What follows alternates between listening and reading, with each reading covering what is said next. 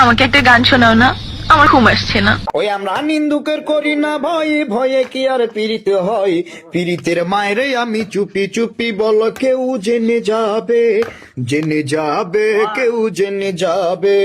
ভয় করি না আমি কোনো কিছু,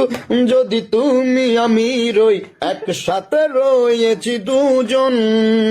মানবো না কোনো বাধা আর আমারে মারিস নে মাগো, ভাবো না কেন আমরা তোমার শান্তি প্রিয় শান্ত ছেলে হারামা